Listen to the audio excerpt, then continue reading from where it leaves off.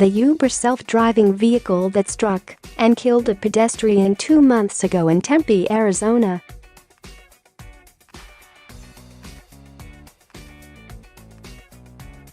Took note of the victim with its sensors, but its software did not engage the car's brakes to prevent the collision, according to a preliminary report released Thursday by the National Transportation Safety Board.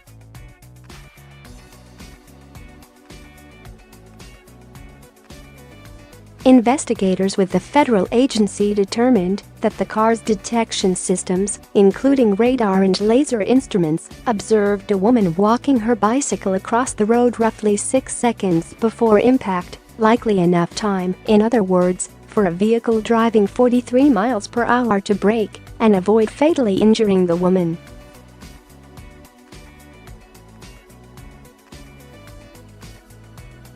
But it did not immediately identify the woman as a human pedestrian.Instead, the agency said, as the vehicle and pedestrian paths converged, the self-driving system software classified the pedestrian as an unknown object, as a vehicle, and then as a bicycle with varying expectations of future travel path.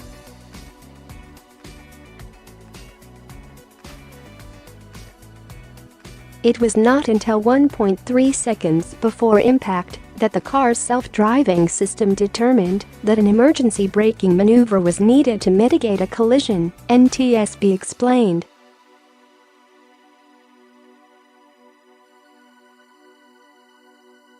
Investigators added that the driver, who was alone in the car and survived without injuries, intervened less than a second before the crash and only began to brake after the impact.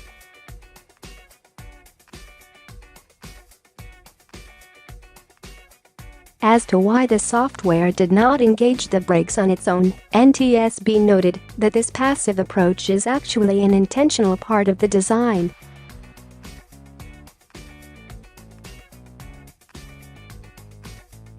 The agency explained that the vehicle, a modified 2017 Volvo XC90, comes factory-equipped with automatic emergency braking, but that Uber's system disables this function in others when it's in use.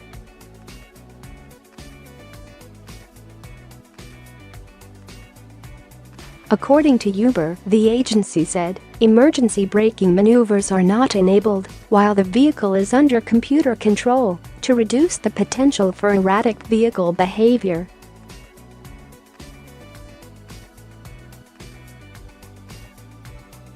The vehicle operator is relied on to intervene and take action.The system is not designed to alert the operator.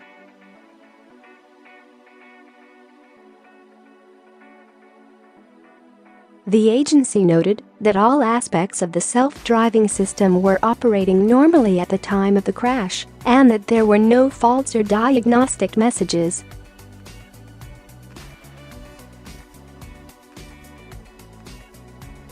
As NPR's Scott Neuman reported in March, dashcam footage released by Tempe police showed the safety driver's gaze apparently divided between something inside the car and the road, with eyes diverted for several seconds before finally looking up again just moments before impact.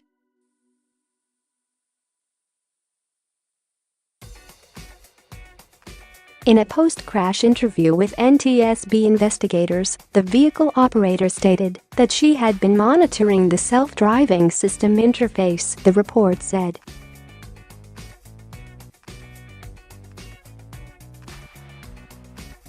The operator further stated that, although her personal and business phones were in the vehicle, neither was in use until after the crash, when she called 911.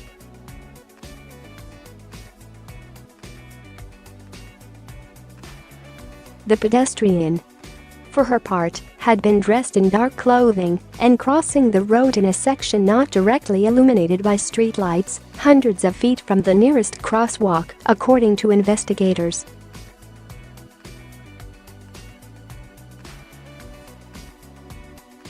Toxicology test results for the pedestrian were positive for methamphetamine and marijuana, they added.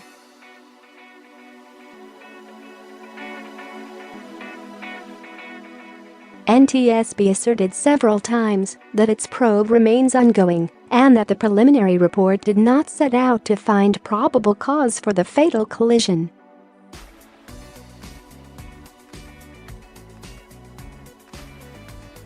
The agency said that investigators are still working on determining that cause and that it intends to issue safety recommendations to prevent similar crashes.